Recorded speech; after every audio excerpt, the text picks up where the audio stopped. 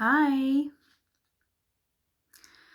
Um, the topic that I wanted, just to jump right into it, the topic that I wanted to discuss today, I've been reading and also listening through the Audible app, Eat, Pray, Love. And like a lot of the other female authors that I really am inspired by, they talk about the topic of depression and anxiety. And it's a heavy topic to talk about, but I feel like as a coach it's a very necessary topic to discuss because it's something that it's a topic that no one wants to talk about, but it's also a topic that most people experience in their lives in one degree or another. And it's also a topic that can, if not discussed, if not brought to the light, it can be very harmful and dangerous for um, devastating, damaging, but also dangerous and crucial to even the life of someone or, people who are severely depressed. The first thing I want to say, and I want to read a little bit from Eat, Pray, Love, because she addresses her own battle with depression and anxieties, especially depression after when she was going through her divorce. And all the loops that she had to jump through and all of the struggles and the pain that she went through to get through that. She discusses that in this chapter, not the divorce itself. She discusses that earlier in the book, but in this chapter that I'm going to read, she discusses how she had to battle severe depression because of all of the mountains that she had to climb. It wasn't just the divorce, it was like um, her whole life just went this way. It just turned over on her. She had to change everything. So it was very hard for her. And this was before she decided she was going to travel and do all that stuff. That was after the divorce was final. But anyway, there's a couple of points that I want to make before I read this chapter, and maybe I'll elaborate after I read the chapter. But I wanted to first elaborate on the fact that um, we need to realize that we're human and that we all have varying levels of what we can tolerate, um, how much stress we can tolerate, how much pain we can tolerate, depending on so many factors. I mean, the childhood wounding and the traumas we've been through, the current situation of our lives, like what's going on now, finances, relationships, health, all of that. There's so many factors that play into it, and also past life experiences. Many would argue that, which I kind of agree with. Well, I do agree with that your past lives are like simultaneous lives because there's no time in spirit. There's only time um, in this world, in this experience, in this place on Earth. Um, that's besides the point, though. But what I'm trying to say is that everybody's experiences are so completely different that you can't just put a label to or prescribe certain recommendations to everyone at one time. I mean, everybody is so uniquely different, and we are all complex in our own unique ways. And so it's really, I find it really fascinating when I read like an article that's just generic in terms and it diagnoses this certain thing or that certain thing, or especially when it comes to like, any kind of health issue, whether it's mental or physical, because there's a varying set of factors that created that disorder in the first place. And when I say disorder, I'm not saying that in like, you've got something wrong with you. It's literally just you've got a lot of healing to do. um There's nothing wrong with you. It's just that there's a lot of trauma, there's a lot of pain inside and up here. Um, and that's why it's so important to have a team around you as much as possible, um, both in the spirit realms and in human form, that can help you with those kinds of struggles. But there's many factors that play into why a person acts the way that they do, why they respond to life the way that they do, the reasons why they are wired chemically the way that they are, and why they may develop certain physical illnesses. Yeah.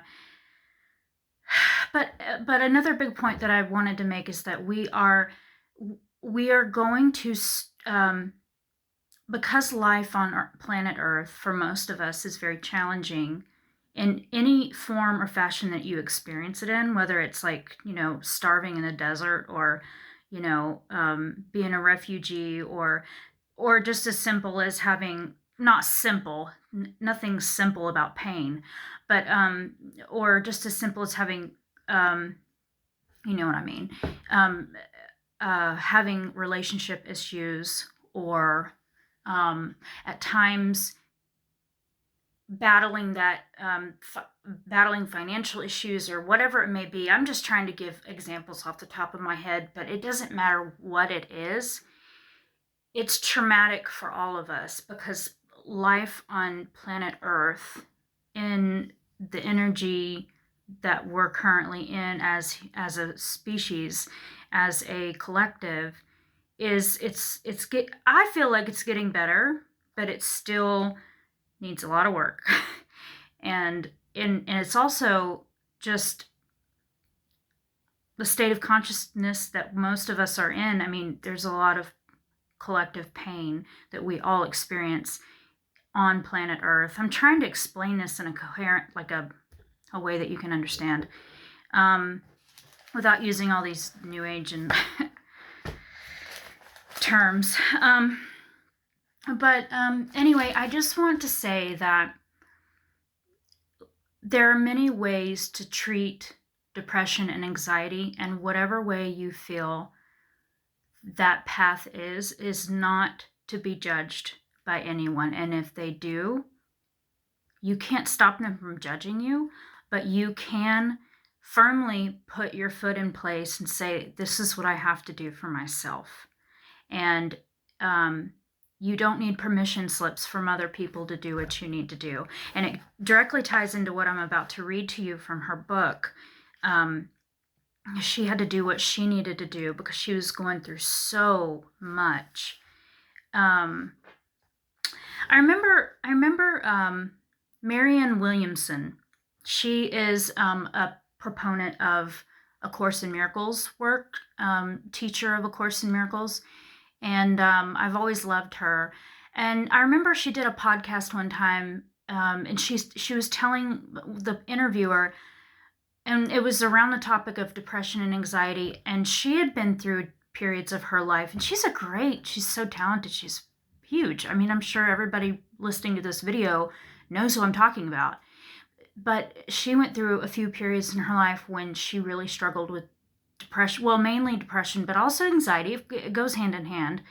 And she was saying how depression and anxiety are labeled as not normal and as something that should not be experienced in the extreme. Or if it is, it should be treated immediately. And often the treatment forms are just a Band-Aid thing. It's not like really pulling through what's really going on inside. But depression and anxiety are meant to be a part of the human experience for most people. I would say probably all people. I mean, that kind of makes sense to me. So depression and anxiety are meant to be experienced as a part of the learning process and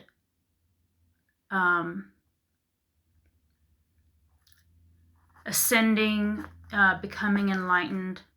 And I'm not saying that all of you guys are on the enlightening path or the ascension path, but I would definitely say most of us are on a learning path because we're human.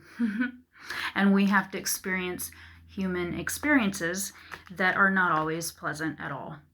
So I really liked that when she said that, and then she went on to talk about how the doctors are so willing to prescribe drugs and stuff, which, as I'm about to read here, I do not believe that taking drugs for a small amount of time, or, well, even extended periods of time, whatever you need to do to, have a better quality of life is what you need to do for yourself. And I don't have a lot of judgment around that. I really don't. I'm not a very judgmental person to begin with. I mean,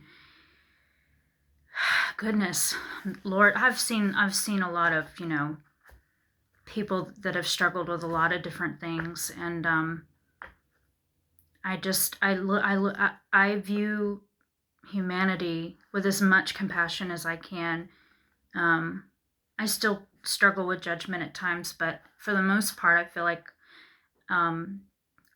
if anything, like my heart breaks for humanity a lot of the time. And when I see somebody that's struggling with something, I know that they're in pain, and I know that they're in trauma, and I see it head on,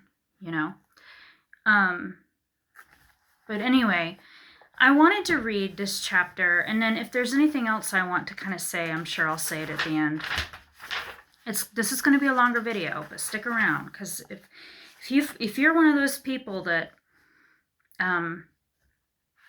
has experienced depression and anxiety, or chronically experiences it, this video may very well be for you. All right. I think this was while she was going through her divorce, is when she is reflecting on and writing about this chapter. I'd stopped taking my medication only a few days earlier. It had just seemed crazy to be taking antidepressants in Italy. So this was after her divorce, and her first trip was to Italy. She went to 2 different countries, but this was the first one. How could I be depressed in Italy? I'd never wanted to be on medication in the first place. And I think we kind of all feel that way a little bit, like, do I have to be dependent on something? I had fought taking it for so long, mainly because of a long list of personal objections.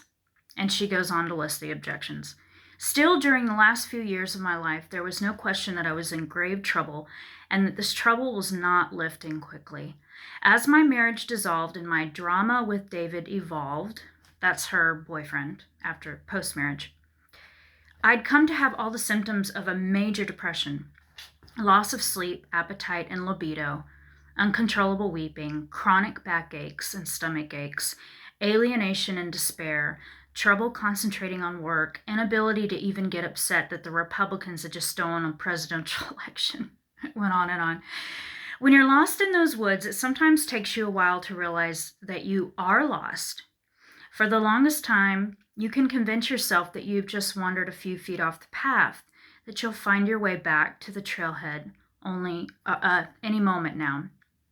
Then the night falls again and again, and you still have no idea where you are, and it's time to admit that you have bewildered yourself so far off the path that you don't even know from which direction the sun rises anymore. I took on my depression like it was a fight for my life, and it kind of is sometimes, depending on how bad it is. I've been there. I became a student of my own depressed experience, trying to unthread its causes. What was the root of all this despair? And I love this part of the chapter, because she describes how complex we all are, and how many reasons we can have to have depression and anxiety? Was it psychological? Mom and dad's fault. Was it just temporal? A bad time in my life? When the divorce ends, will the depression end with it? Was it genetic? Melancholy, called by many names, has run through my family for generations, along with its sad bride, alcoholism. Was it cultural? Is this just the fallout of a post-feminist American career girl trying to find balance in an increasingly stressful and alienating urban world? Was it astrological? Am I so sad because I'm a thin-skinned Cancer whose major signs are all ruled by unstable Gemini? Was it artistic? Don't creative people always suffer from depression because we're so super sensitive and special? I've thought that many times. Was it evolutionary? Do I carry in me the residual panic that comes after millennia of a species attempting to survive a brutal world? Was it karmic? Are all these spasms of grief just the consequences of a bad behavior in previous lifetimes, the last obstacles before liberation? Was it hormonal, dietary, philosophical, seasonal, environmental? Was I tapping into a universal yearning for God? Did I have a chemical imbalance? Or did I just need to get laid? Yeah, probably. What a large number of factors constitute a single human being. Yeah, for sure. That's a lot. A lot of different factors. How very many layers we operate on, and how very many influences we receive from our minds, our bodies, our histories, our families, our cities, our souls, and our lunches. I came to feel that my depression was probably some ever-shifting assortment of all those factors, and probably also included some stuff I couldn't name or claim. So she goes on to just talk about how she embraced taking medication for a while. Then she was able to go off of it after she found more balance. And she ended up going to India, where she mastered her meditation and her spiritual practices. And she didn't need that stuff anymore, you know. And not to say that that's your path, you know. You might be on medication for life, or you might go on and off of it without a huge spiritual experience. There's no right or wrong to experiencing your life and living your life. But I wanted to share that part of the chapter. I'm not reading the whole thing because I just wanted to read the most important part of it, because I want to reiterate the fact that there is no right and wrong way to experience depression and anxiety, and you need to do whatever you need to do for yourself. And a big key is a lot of compassion for yourself, a lot of compassion and love and empathy.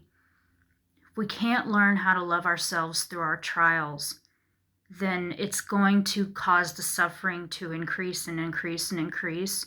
We have to be able to love ourselves through the pain and love ourselves through our shortcomings, and to stop the judgment with ourselves.